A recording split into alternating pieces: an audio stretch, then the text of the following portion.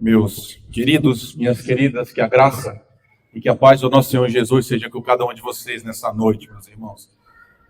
Queridos, falar sobre identidade é uma coisa muito difícil, porque esse ato, esse processo da gente entender quem a gente que é complexa e também é longa, irmãos. Leva uma vida inteira para que a gente possa se conhecer. E eu tenho tido cada vez mais contato com essa ideia. A minha expectativa, quando eu era jovem, e em algum nível eu ainda tenho, é que com a experiência, anos, naturalmente a gente vai fechando as fissuras, né? Naquela imagem que compõe quem nós somos para nós mesmos, ou seja, cada vez caminhando mais para a velhice, a gente não seria mais pego de surpresa. Essa era a minha expectativa. Tudo já está assentado, a gente já avaliou tudo, exatamente como nós somos. E a partir disso a gente consegue prever nossas reações e, num certo sentido, antever o futuro, pelo menos no que tange a nossa própria experiência. Mas tem gente, irmãos, que é mais sincera do que eu, que tem me ensinado exatamente o contrário. Que a gente, irmãos, é surpreendido sempre.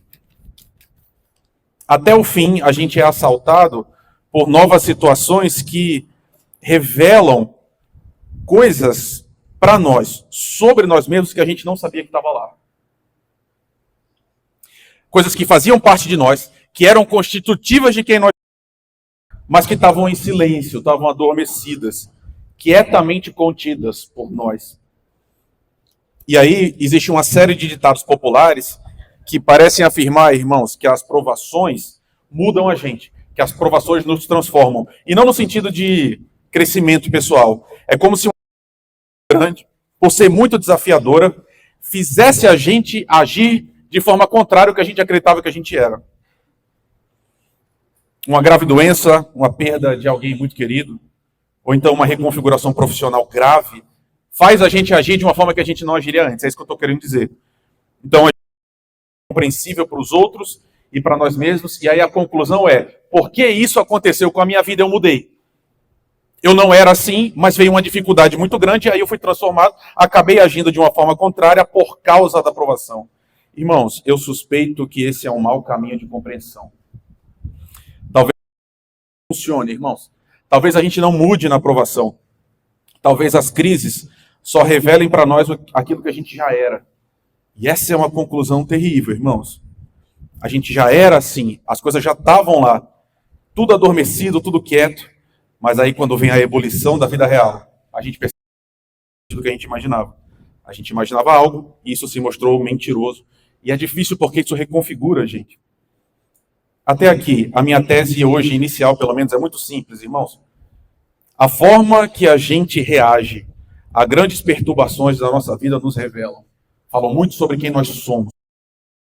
E eu gostaria de te mostrar uma coisa na Escritura que eu penso que corrobora com isso. E eu espero que Deus, então, nos ajude. Eu quero te levar hoje a Atos, capítulo 8. A gente vai começar no primeiro versículo. E a gente vai ler alguns, então. Atos, capítulo 8, versículo 1. Pegar, Mateus, por favor? Isso aqui? Obrigado. Atos, capítulo 8, versículo 1. O texto diz: E Saulo consentia na morte de Estevão. Naquele dia teve início uma grande perseguição contra ele. Todos, exceto os apóstolos, foram dispersos pelas regiões da Judeia e da Samaria. Alguns homens piedosos sepultaram Estevão e fizeram grande lamentação por ele. Saulo, porém, queria destruir a igreja, indo de casa em casa, arrastando e mulheres, lançando-os na prisão. Enquanto isso, os que foram dispersos iam por toda parte pregando a palavra.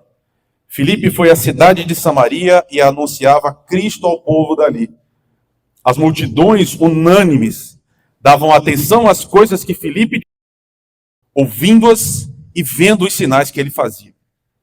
Pois os espíritos imundos, gritando em alta voz, saíam de muitos que estavam possuídos por eles.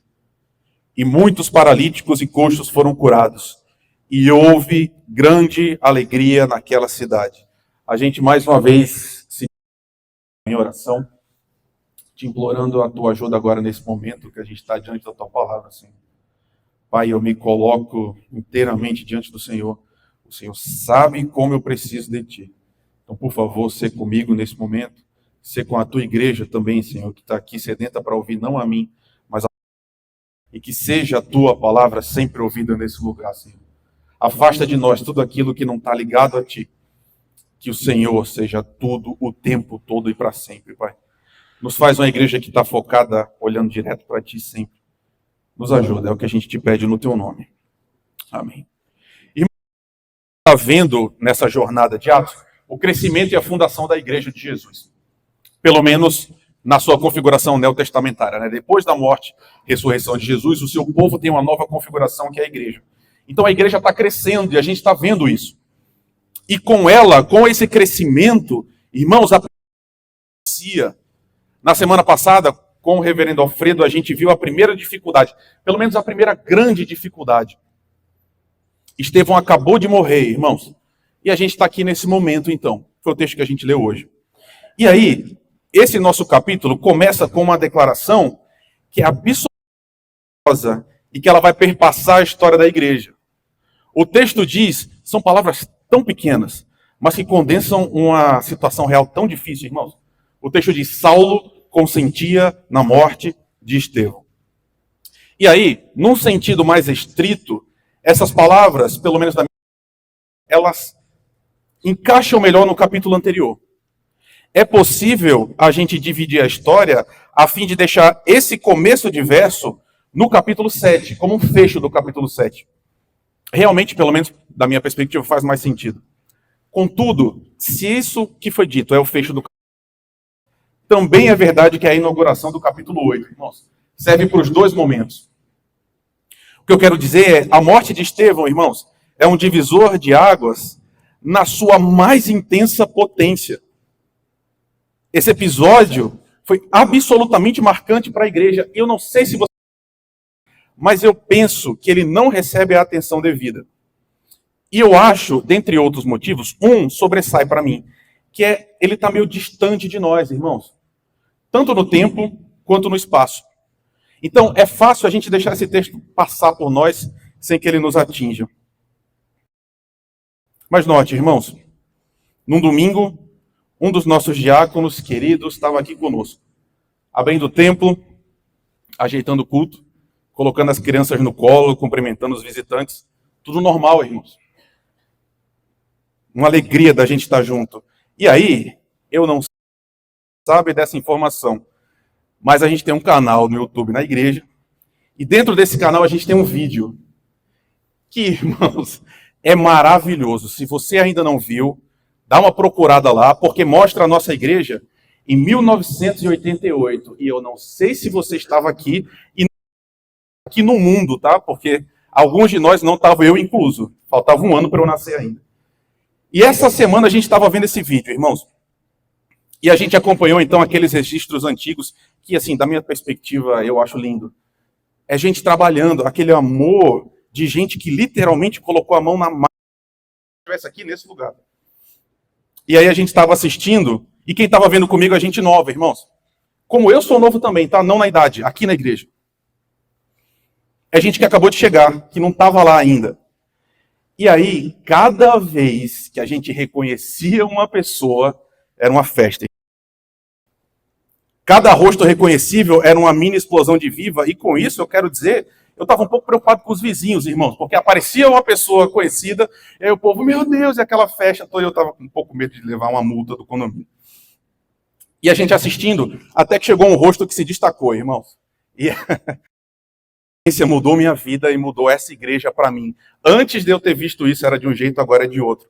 Porque no meio dessa onda de muitos rostos, apareceu um bigode, irmãos, que rapidamente roubou o olhar e monopolizou a nossa atenção toda. Eu confesso que eu nunca tinha visto o Amaury dos anos 80. Mesmo. E ele estava lá, porque ele foi um dos primeiros diáconos da igreja, né? Eu estava conversando com o seu Norival, e a gente resgatando essa história, ele disse para mim que Amaury foi eleito diácono quando a igreja foi organizada, irmãos. Nossa, eu levo isso muito a sério, queridos. Ele estava aqui, lá. Uma vez que eu vou falar. Se você ainda não viu, veja. Vale a pena ver o bigode do Amorim nos anos 80. Ele foi um dos primeiros oficiais da igreja, irmãos. E aí a pergunta é, de onde é que vem a festa? Por que a gente fica feliz quando a gente vê? Irmãos, por um motivo muito simples. Pode não parecer, mas é porque a gente se ama. A gente se reconhece ali também. Agora imagine, irmãos, que esse foi o último domingo que a gente vai se ver. Foi o último abraço. Foi a despedida. Porque no meio da semana, o Amaury é interrogado. E por causa da sua fé em Jesus, ele é apedradas, irmãos. Literalmente apedrejado até a morte. E aí você percebe como a gente se protege do texto, né? A gente tem algumas estratégias para que o texto não alcance a gente na sua potência. Porque uma coisa é falar de Estevão, alguém que... Outra coisa é quando Estevão tem outro nome, que você reconhece, que tem um rosto. A igreja, irmãos, perdeu um diácono querido. E é muito assustadora a forma como Deus faz as coisas. Porque Estevão é dito para nós que era um homem cheio do Espírito de Deus. Alguém da igreja. E que ontem estava aqui com a gente. Você sente o desperdício? Morreu cedo, morreu, entre aspas, de graça, não precisava ter morrido. E a gente perdeu uma liderança fundamental. E nunca mais a gente vai tê-lo conosco. A gente não vai ouvir mais a sua voz, não vai ouvir as piadas. Primeiro Marte, Estevão. E aí, irmãos, essa experiência tão dolorosa, de novo, né? A gente não pensa muito nisso. Mas, irmãos, a igreja passou por uma dor que é absolutamente violenta. E esses momentos têm sempre dificuldades. Porque lidar com a morte de alguém é sempre uma experiência visceral, irmãos. Dói demais. Dói demais. E por causa disso, estou falando hoje, tá? Algumas pessoas distorcem as escrituras e defendem um tipo de fé que é desconectada da vida real. Quando a gente perde alguém, não chore não. Tal pessoa está num lugar melhor. Ou então, não existe motivo para tristeza. Ficar triste e chorar por quem a gente perde, que é crente, é um sinal de falta de fé. Parece uma tese simples, não, irmãos? Porque se a gente acredita que tal pessoa está no céu, se Cristo é real, então a morte não dói. É para ser uma celebração. Não parece que faz sentido? Mas isso é uma loucura sem tamanho, irmãos. E eu quero te mostrar, porque, de novo, a gente lê muito rápido. Olha o versículo 2.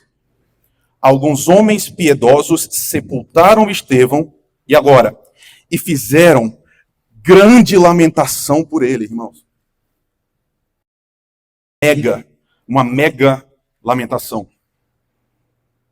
Era uma dor grande, irmãos. E note, a igreja aqui cheia do Espírito de Deus. Gente crente, irmãos, que está sofrendo profundamente, chorando e lamentando. E isso acontece porque uma pessoa que sim está no céu. Mas quem não está no céu, irmãos? Nós, a gente fica. A gente ainda não está. E a gente chora por nós. A gente chora porque a gente ainda está aqui. A gente está desse lado.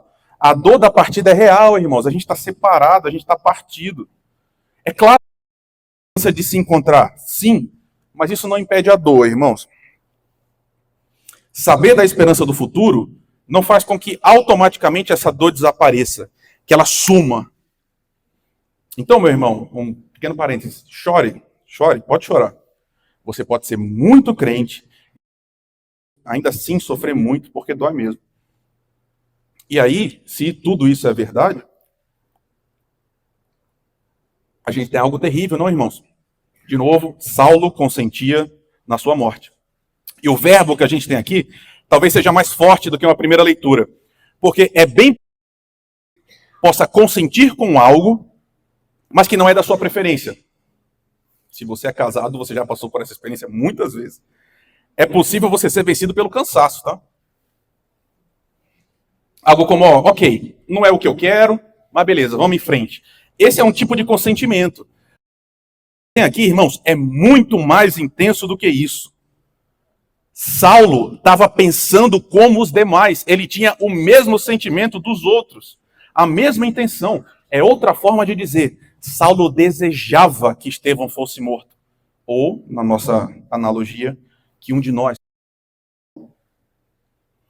E o texto diz claramente que isso não foi um ato pontual, né? O versículo 3 diz isso muito claramente. Saulo incorporou um estilo de vida que é destrutivo, irmãos. Perceba, era o dia a dia dele. Era aquilo que ele fazia com recorrência. O texto diz que ele ia de casa em casa dos cristãos. Você está me entendendo? O verbo é terrível, ele arrastava. É exatamente isso que está no grego. Ele arrastava os irmãos e os lançavam na prisão. Por quê? Porque a sua intenção era aprisionar o próprio Senhor. Não dava para aprisionar Jesus, vamos aprisionar os seguidores. Isso muda bastante as coisas, não, irmãos? Esse aqui é o apóstolo Paulo, o futuro pastor das igrejas, irmãos. Então perceba os desafios reais, queridos. Essa igreja depois foi pastoreada por um homem que matou. Você entende isso que eu estou te falando? Note como o evangelho é desafiador, irmãos. Note o tamanho da graça de Deus. A gente tem um assassino em todos os sentidos da palavra, que depois se torna um ministro. Mas a questão maior, por hora, é esse tipo de ocorrência.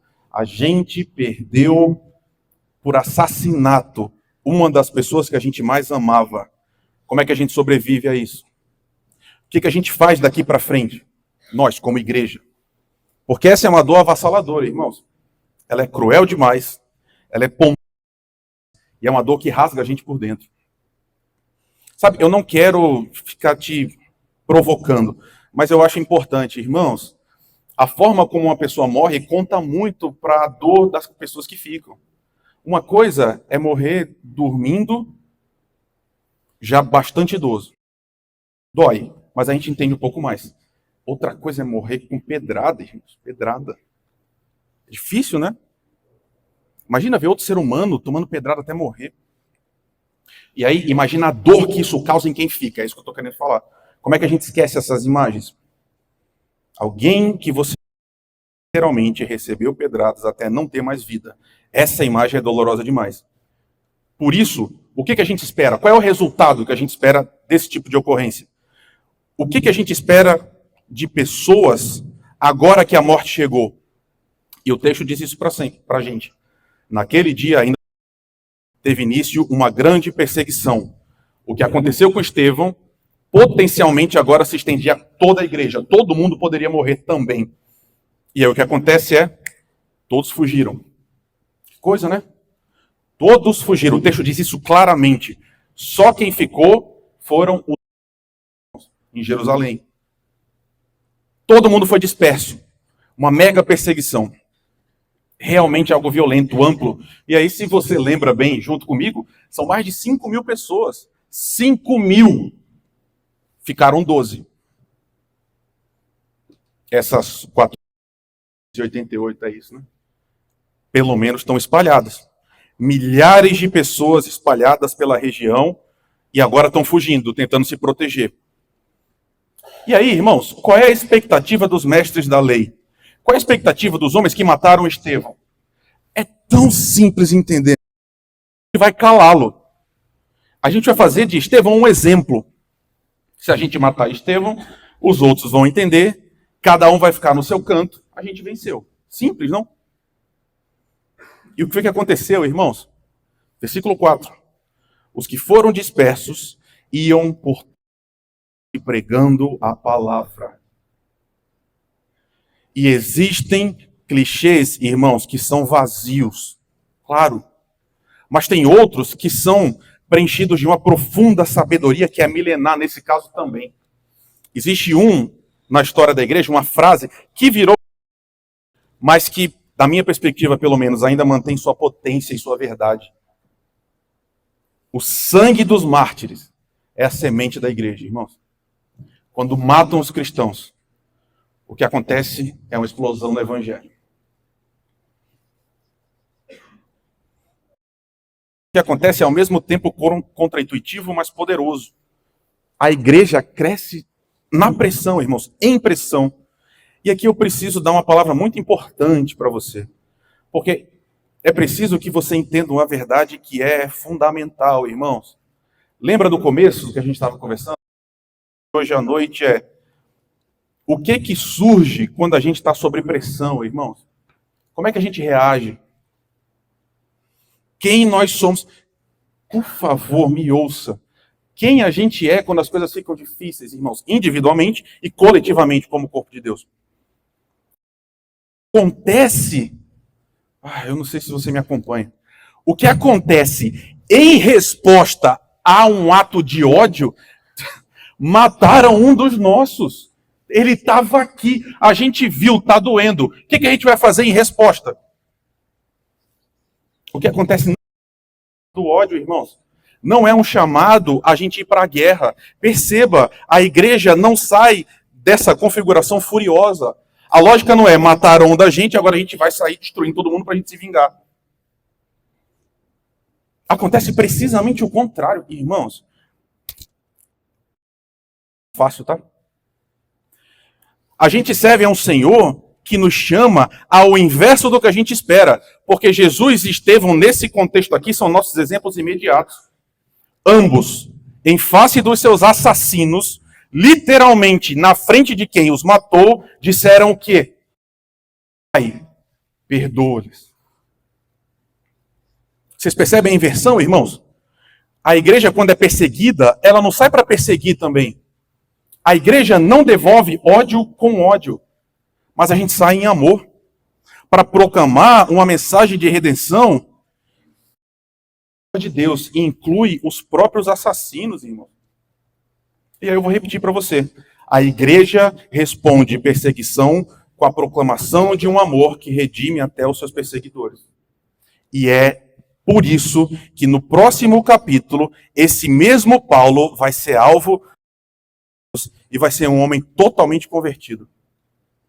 O evangelho que a gente abraça, o Senhor que a gente serve, é justamente aquele que veio para salvar aquele que estava perdido. E a gente preenche esse perdido com uma imagem bonitinha que a gente gosta, que é tipo assim, bebia muito, fogo, e aí hoje é crente, não bebe mais, não joga mais, está aqui bem. Ótimo. Só que o perdido, às vezes, a gente assassina, irmãos.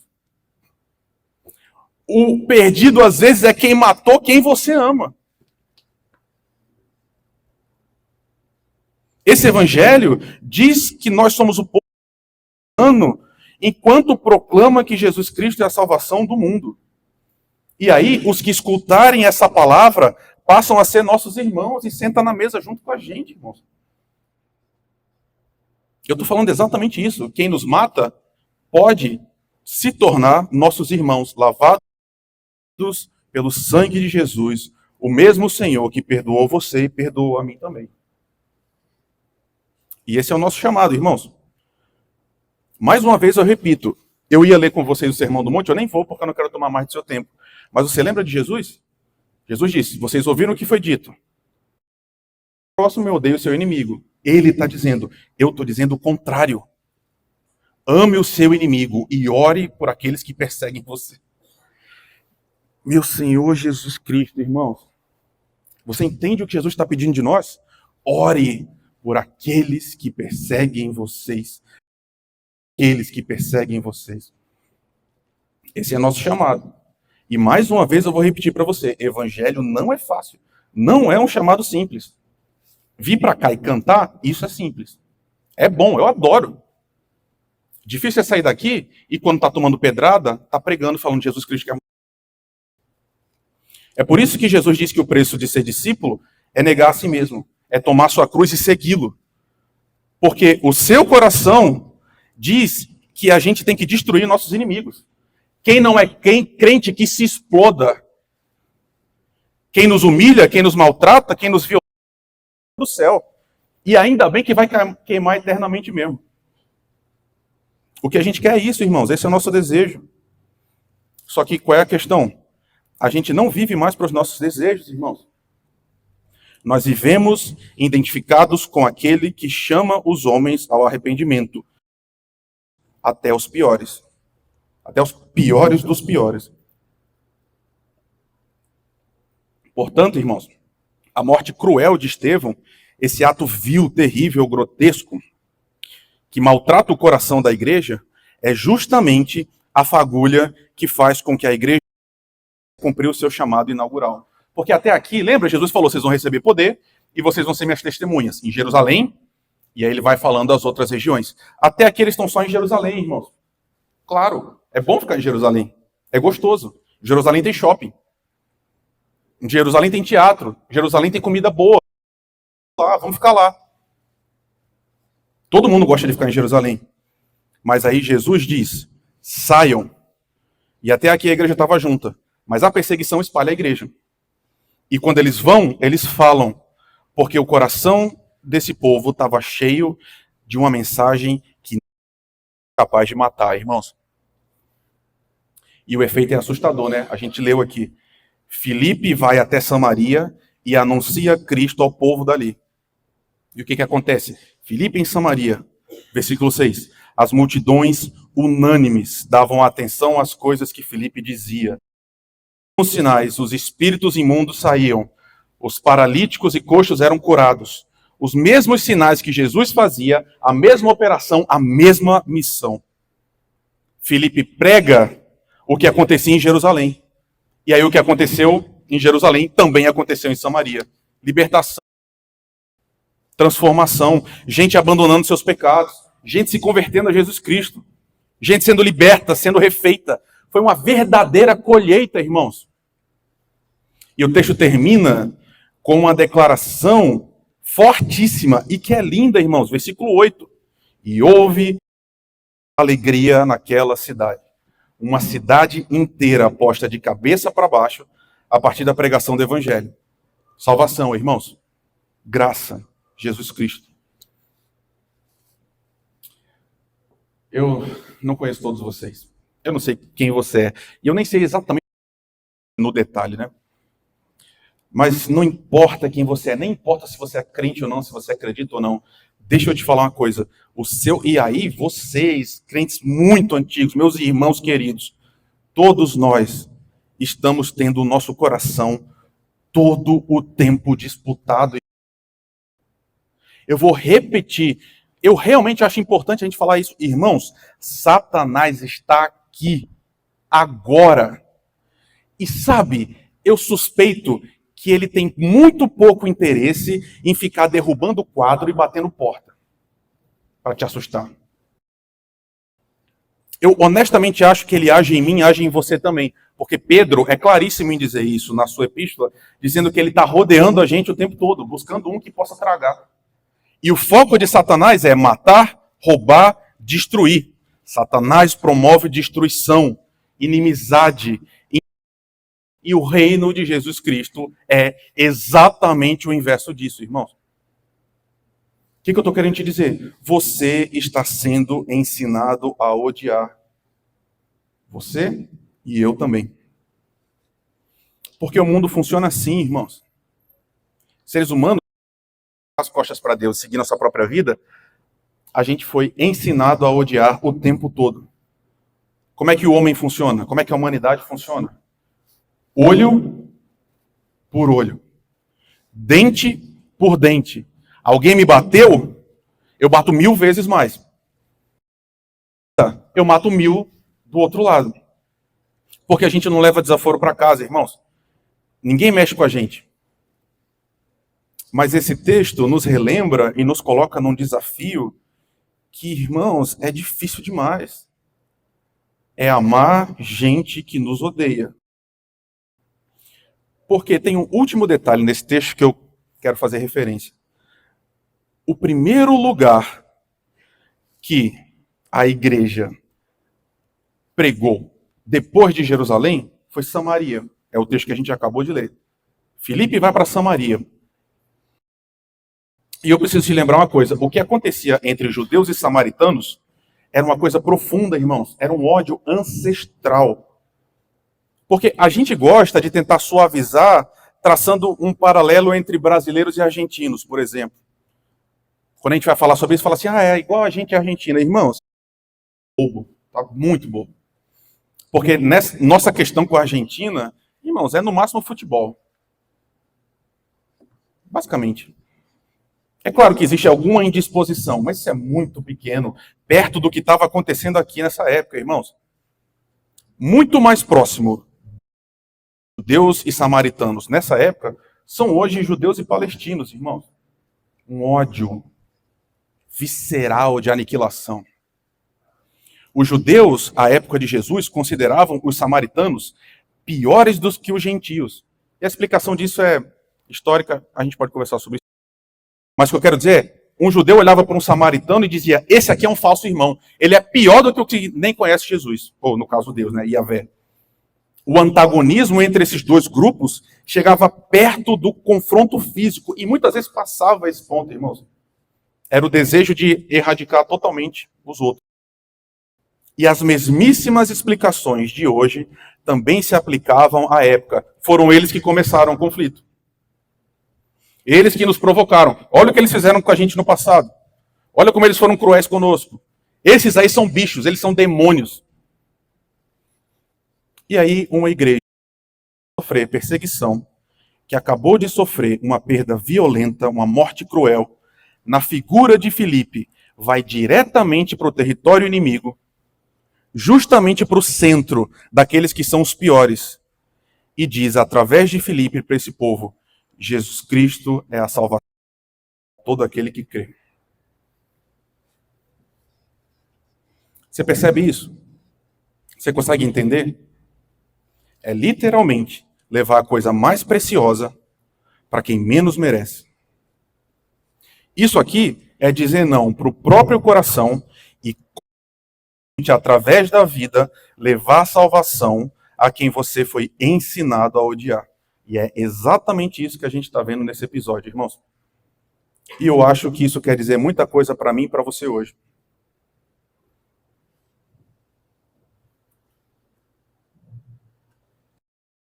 Eu vou repetir para você. Você é ensinado a odiar, meu irmão. Eu também sou.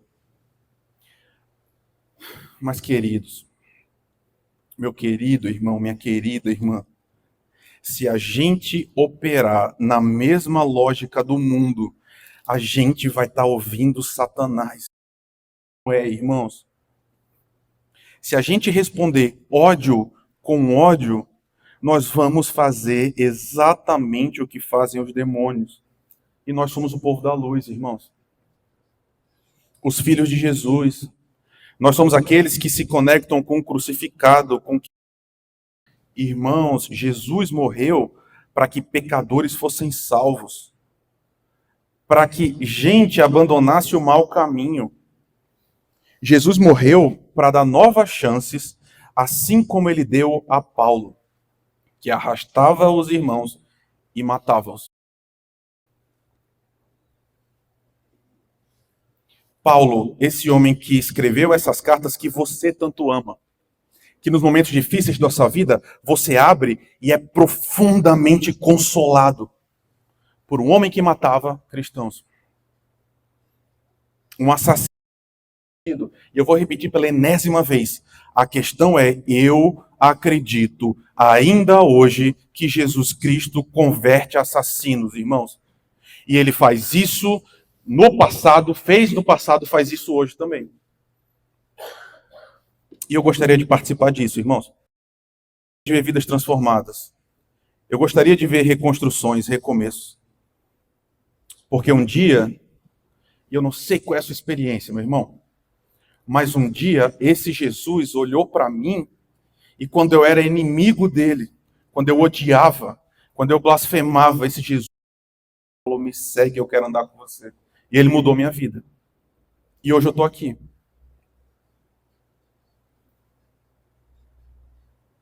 Sabe, irmãos, me dá raiva de mim mesmo quando, por exemplo, uma pessoa fala e eu levo isso para o coração de um jeito como se isso rompesse a nossa irmandade. Eu não sei o que aconteceu com a gente. Não sei. Eu não sei nem se eu fico romantizando a igreja do passado. Pode ser que não fosse assim. Eu vou pedir licença para o Alfredo. A gente conversando. Agora, eu fui conversar com ele antes de fazer esse sermão hoje. Porque eu estava preocupado de falar isso tudo. E aí eu falei, Alfredo, lê o sermão e me diz o que você acha. E ele falou, Rafael, deixa eu te contar uma história que me envergonha profundamente. Eu vou resumir para você. Próximo de nós, bem próximo de nós, nosso irmão presbiteriano, a esposa dele o estava traindo com um vizinho de porta. E foi descoberto, e aquela consternação, vergonha, aquela questão toda. Sabe o que aconteceu, irmãos? Esse homem falou de Jesus para o homem que estava se relacionando com sua própria esposa. E ele se converteu. E os dois foram juntos à igreja. E ele dizendo, eu me arrependo, quero uma nova vida em Jesus. E eles dois andaram como irmãos. E aí, o nosso coração podre, um coração que concretamente fica rasgando a Bíblia, fingindo que a gente é crente, a gente diz, são idiota. Quem é que faz isso? Ah, ele é isso. Vocês conhecem os apelidos, né, que a gente coloca.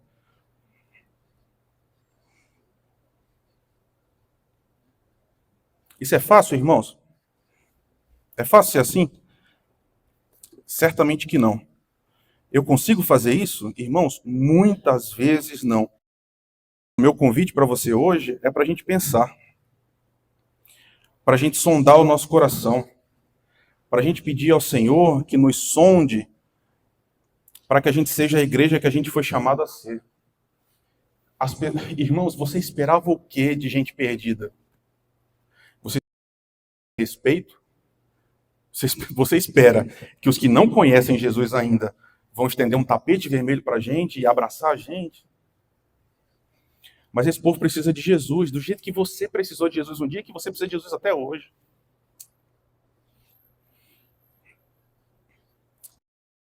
Irmãos, eu acho. Quando a gente fica calado, quando a gente não compartilha Jesus, a gente vai dar glória a esse Senhor, irmãos, quando a gente for diferente. Quando nós somos um povo que é marcado pelo amor. E chorando, que sofrendo, partido, ainda assim lava os pés do mundo e proclama um caminho de redenção, irmãos. Hoje a gente precisa de misericórdia. A gente precisa de graça, porque isso é muito difícil, irmãos. Mas é assim que a gente dá glória a esse jeito. Quando a gente age desse jeito, a gente mostra aquilo que a gente realmente acredita. De novo, lembra do começo? Se um de nós hoje, se eu for morto e eu deixar minha esposa viúva, eu ficaria muito feliz se a resposta da vocês fosse falar ainda mais de um Jesus que estende um caminho de arrependimento, inclusive para quem me matou. Eu realmente gostaria disso. É assim que a gente dá glória a Jesus, irmãos. Quando a gente, agindo assim, mostra quem nós somos de verdade. Porque no fim, tudo é por Ele, tudo é para Ele, tudo é dele. Ele é antes de tudo, Ele é sobre todos, Ele é o Alfa, o Ômega, a brilhante estrela da manhã, a raiz de Davi, o leão da tribo de Judá, Jesus Cristo, o Cordeiro que tira o pecado. A Ele seja toda glória, honra, força, louvor, domínio e majestade, pelos séculos dos séculos. Amém. Eu vou te dar um tempo para orar. Feche seus olhos, curve sua cabeça. Fale com o Senhor aquilo que você precisa dizer.